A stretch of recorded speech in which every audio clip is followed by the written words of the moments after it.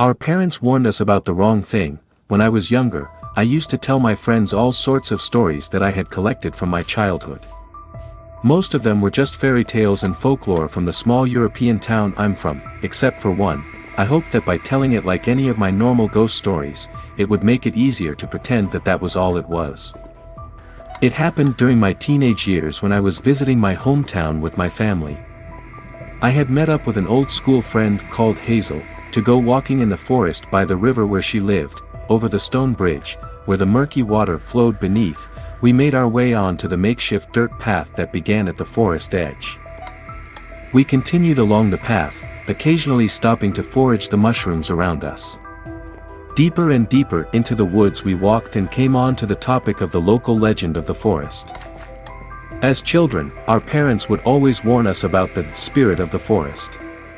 Although he was said to be neither benevolent nor hostile towards humans, he was the essence of nature, and would not hesitate to punish anyone who showed disrespect to it. Every year, stories would emerge about the teenagers and young adults who went into the woods to throw reckless parties, leaving with bruises and broken bones that they couldn't explain.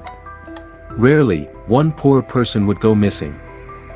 Hazel bent down to inspect some berries, trying to determine if they were edible or not. As she began to pick them, I noticed the lack of noise from any wildlife that surrounded us. I felt a sudden jolt of unease, like we had missed something. Hazel slowly stood back up and carefully moved to stand next to me. "Do you feel it too?" she whispered. My hands went cold and began to sweat as I attempted to nod my head, as my neck had gone stiff. "Can you see it?" I asked, afraid of any answer she could possibly give. She began to tremble and sway gently side to side, shoulder to shoulder.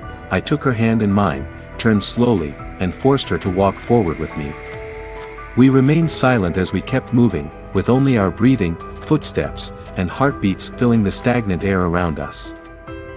We didn't need to say anything, we both felt the same, out of place and insignificantly small against the towering trees we walked past. We cowered our heads in a bowing gesture, hoping to show respect to whatever was watching us. I felt Hazel's hand gently squeeze mine as she came to a stop and fell to the ground with her basket clutched to her stomach.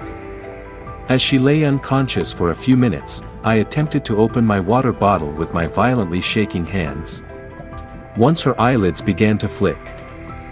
I have never told her about what happened during this time. She couldn't remember anything that happened after she fell, until we made our way back to her home. I told Hazel that she fainted, got up after a few minutes and then continued walking out of the forest without anything else happening. She would probably think I was making it up to try and scare her as a joke. As she sipped on the water, I saw what I thought was a statue out of the corner of my eye from where we had just walked.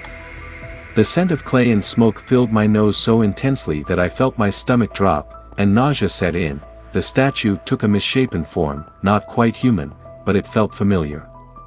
I never looked at it directly, so I can't be sure if I saw it move or not. I like to think it didn't, that I didn't see its chest rise and fall as it breathed. Never letting it out of my peripheral vision, I helped Hazel to her feet and whispered, "Can you hear the river?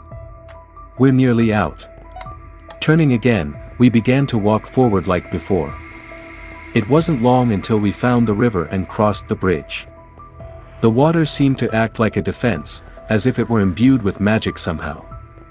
We instantly felt safe again once we were on the other side of the river. Neither of us have ever gone into that forest since.